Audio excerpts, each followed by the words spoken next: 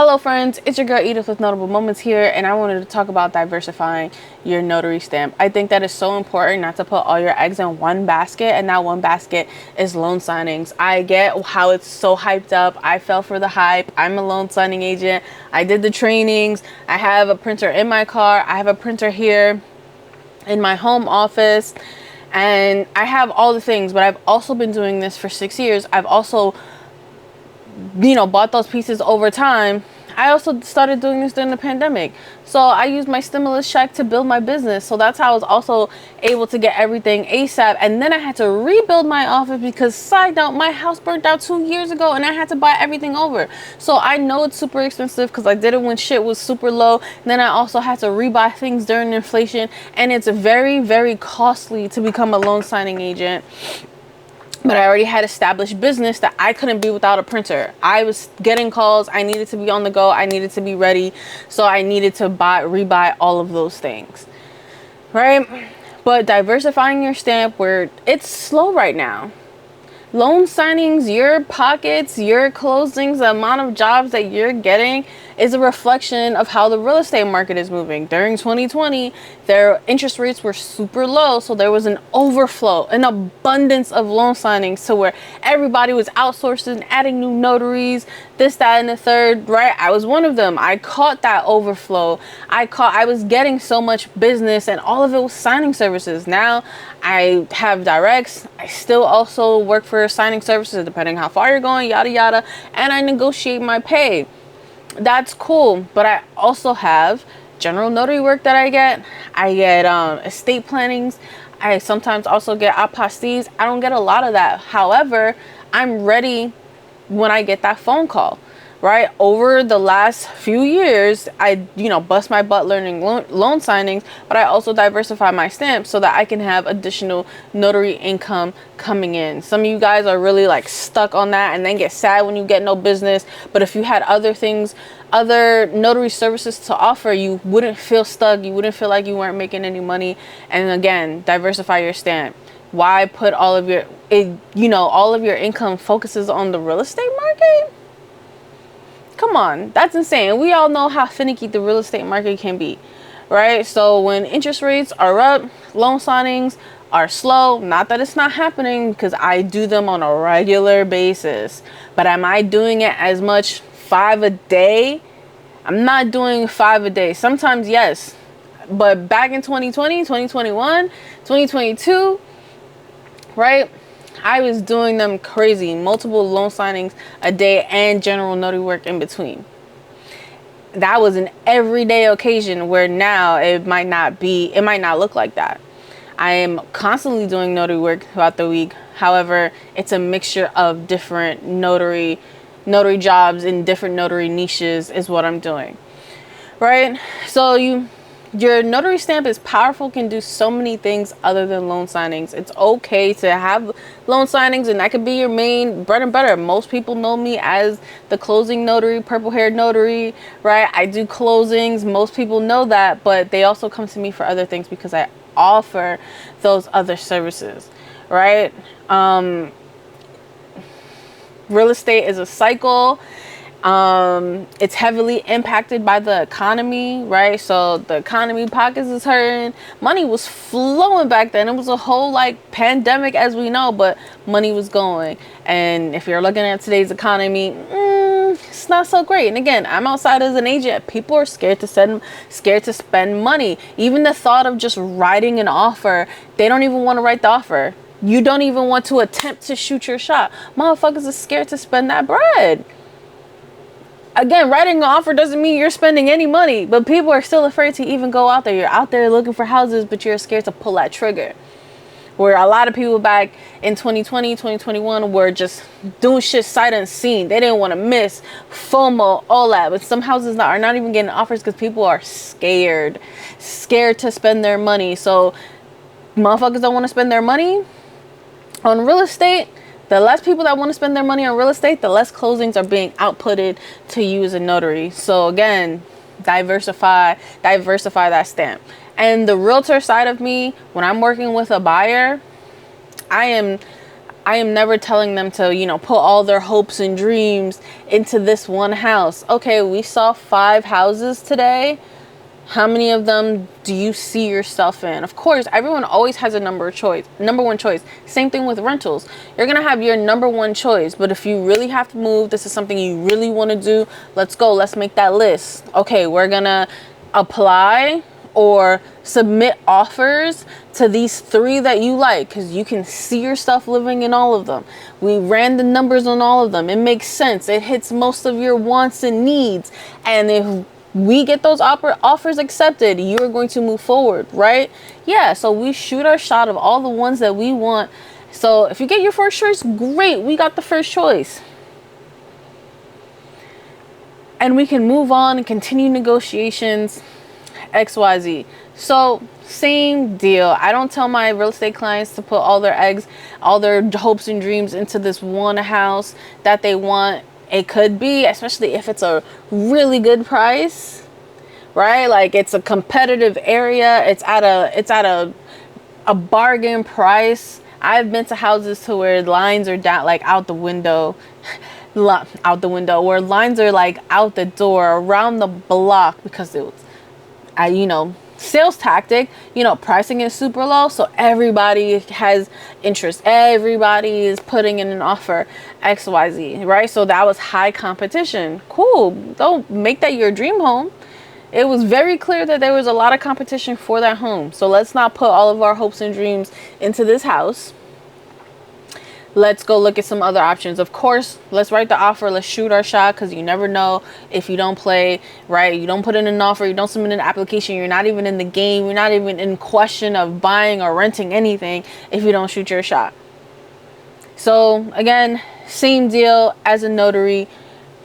Shoot your shot. Market to people. Who cares what other people's experiences are? Those experiences are not going to be yours. I see a lot of people discouraging people from reaching out to agents. And if agents don't have a relationship with their title company, strong relationships with their title companies, their attorneys, people on their team, yeah, they have no control. I had one of the notaries on my team do my own closing, because I have a relationship with the title company that closed my deal. And the same thing, agents who have those relationships with their real estate team, they can choose their notaries. So don't let other notaries, don't let other agents tell you that title chooses, because I've already experienced that. But they've experienced that, right? So now they're telling you not to shoot they're telling others not to shoot their shot. I shot my shot. I read those same things from people, and I still shot my shot. Meeting agents, meeting other people in the real estate industry. This is before I became a realtor myself, and shooting my shot. Hey, I'm a notary. This is what I do. It doesn't have to be at the attorney's office. This is supposed to be about the leisure of the buyer, the seller, making it more convenient for them in their lifestyle. They don't have to leave Pennsylvania to drive to New Jersey to close this deal. Let's find them a notary in Pennsylvania. Those type of agents are going to use you. Find those agents, not the lackadaisical agent who's going to say, yeah, title picks the notary. Yeah, they do. But if you have that relationship and you have those pieces that you can put together and create your real estate team, those are the type of realtors that you need to look to and market to, right? Because I'm always looking for notaries to add to my team, as I'm an agent and I can't close my own deals. I'm just saying. And there's the general notary work. As I mentioned, general notary work is solid money, good money, and all the time, just looking at the time that I'm spending with the client and the output of money, it's more money, less time. I've basically made what some people make from a signing service, right? Like signing service, decent pay, good pay is 125 with scans, and I'm not going too far for that. Usually it is about 20 minutes away. If I'm doing something like that, it's in my town and we call it a day. I'm doing the closing. Not bad, right? But it's like 45 minutes. I drove there, right? 20 minutes to get there. Maybe spent another 30 with them, because I can close within 30 to 45 minutes. I always let them know it depends on you. The more you read, the more questions you have, and it's not bad when the buyers have questions, but I'm just saying, you have a lot of questions. We have to call people, especially if it's not in office. it's gonna take a while. You have no questions, the numbers match, I could be done in 20 minutes if we keep it in a stack. We don't even gotta talk, we don't have to get to know each other, and I'll be in and out. Not a problem. But general notary work, you can get there, again, depending on how far you're going. I service Jersey City, so that can be 15-20 minutes depending how deep I'm going. Let's say round trip, 30 minutes, 40 minutes going, coming back. I spend about max 10 to 15 minutes with the client. I'm walking out with $125 plus. I didn't have to print anything. I didn't have to go through pages. There are no questions because they're telling me what they need notarized, right? And it's so underrated. You have the wills, power of attorneys. I've never done VIN verifications, but I see other people doing things like VIN verification. I haven't done them. Jail signings. Oh, if I did jail signings, I'm just scared. I'm just scared of doing jail signings. Like, that makes me nervous. But if I did do jail signings, they would cost a pretty penny just because I'm charging for my fear. Yes, I'm charging for all of the convenience, and then on top of that, like, I'll be charging for my fear. I'm just still too scared to even say that I offer that kind of service. Now, obviously, if a friend, someone that I know asks, I may do it then, but I don't know about like advertising it to the world and to the public that I'm gonna do a jail signing. But those are other things that you can do. Obviously, if you're scared, don't do it. And I know there are some notaries who carry out here, so you know there are many ways to protect yourself. Hospitals need you all the time. Nursing homes, do they have notaries on staff? Yes, but those people get sick and don't come into work, and things still need to be notarized. I've had a client who I did the sale of their home, and they called me. People always keep my information. They called me because they had a mother in a nursing home and the notary was out. I've been to that nursing home. That nursing home has my card, right? Their notary was out and they needed to get it notarized ASAP. So Notable Moments was here to save the day, right? But all those things can stack up. I've done several notary appointments, added in a closing for the day. But imagine if I didn't diversify my stamp. There could be a day where I had one loan signing and that was it. But because I offer so many other services and general notary work is one of those things, I would, instead of having one notary appointment that was a closing, I have 4 in a day. You're missing out on money with putting all your eggs in one basket. Like, who's trying to do that? Some of y'all are definitely trying to do that. Have no interest in general notary work. Come on. You're not interested in making money? That's absurd. Especially if you never notarize anything. You have no business. No one knows who you are. And you think that I just want to do loan signings? Come on. Some other like notary niches that you can explore if you don't already know, right? I mentioned the jail signings. I mentioned you're gonna get power of attorneys, wills. Sometimes you get them separately, and then other times you get them in an estate planning. That's another niche. I get called for that all the time. Because I'm in Jersey, sometimes you might have somebody who's originally from New York, so you know they're someone who may, like, a parent recommended, or they just know an attorney that happens to be in New York but they live here. The attorney doesn't always have a notary on call. This is why you should always market yourself to attorneys too, right? I met a closing, and the seller called me. They basically sometimes give it to the signer and tell them, find your own notary. That's how people will find you. Here's your estate planning package, and find yourself a notary. Those things happen, and they only find you if you're offering other options. They won't know until they see all of the things that you can notarize, and then they know, hey, like, I'm selling my house, I'm going to click this services. Hey, I need an estate planning, my POA, my DNR, like all of these things, my will, signing over the deed, the house, like who gets this, who gets that, and all of that. My attorney did it, and now I just need to find a notary. You are not even in question because you don't offer the service, because you're only focused on loan signings. Come on, man. Who wants to miss out on money? Apostille services. I love doing them. I don't get them that often. I may need to readjust my price. I don't know. But I have done them. I enjoy doing them. And again, more money than loan signings and not as much work. It is, I feel like, a little bit more tedious, and you have to be on your P's and Q's because now you're shipping off things to other countries, yada yada. So definitely have to be on top of your game for apostilles. But again, very lucrative, very high paying, and people need them all the time, especially if you're somewhere where there's, tons of immigration services, stuff like that, people going away to school, abroad, things like, when people are moving to other countries. A lot of the apostilles that I've done are because people are getting their citizenship in places like Portugal. So many people are moving there. A lot of my apostilles have been that. And even if they choose to do it themselves, I still have the conversation like, hey, what are you getting this notarized for? And they're going to do the apostille themselves because they're moving away. But you don't have that on your website because you're just focused on loan signing, so you're missing out on the apostille money. Next thing, I-9 verification. You technically don't even have to be a notary to do this, but everyone always says, I need a notary. And I think it's just because we have background checks, and basically, people know that we aren't felons and that we're trustworthy people. So I think that's why. But you don't have to be a notary. However, most jobs tell them to go find a notary. The employees, they always tell them to find a notary to do it, although it doesn't have to be, but they just prefer. So again, you're missing out. I charge $90 to do that.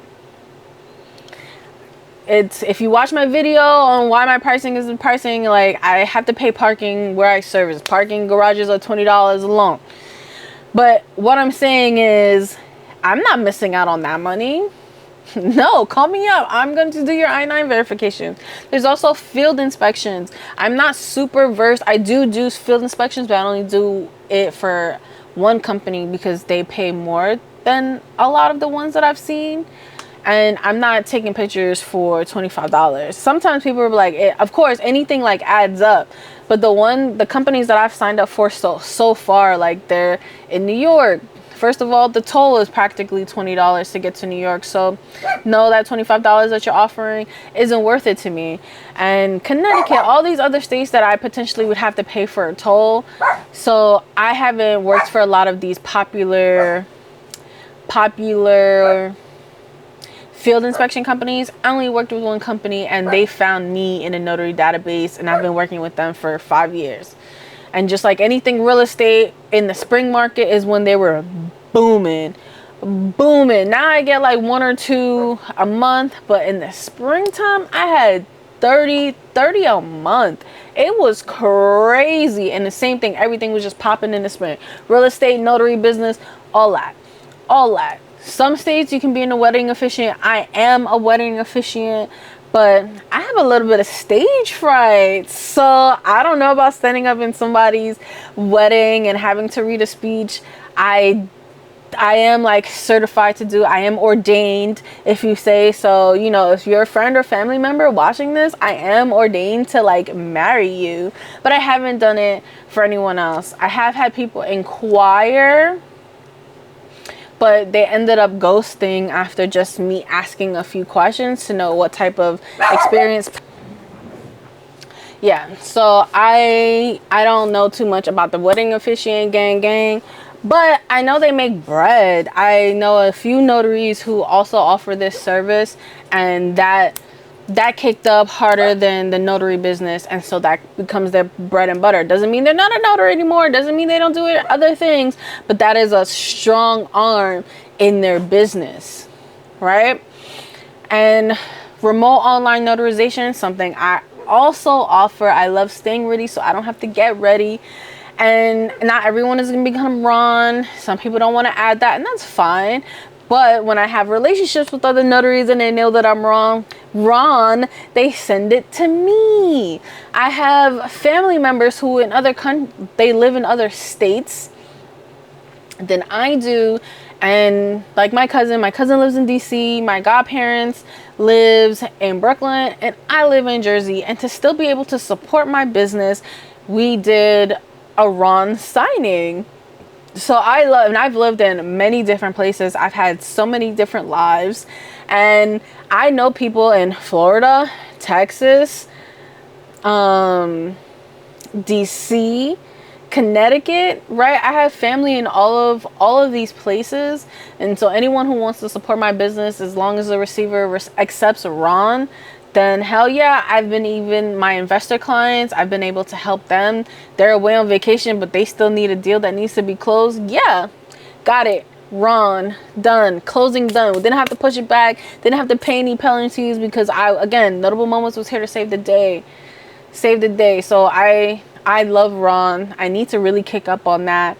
And I mentioned estate plannings already, right? Estate plannings, again, one of my favorite things to do. Super quick. Usually it's like 4 or 5 different documents, depending on how advanced it is, but 4 or 5 different documents that you're signing, and sometimes you need a witness. And I also provide witness services. I have a witness list of people who I can call on. If you can't find your own witnesses, I have that there.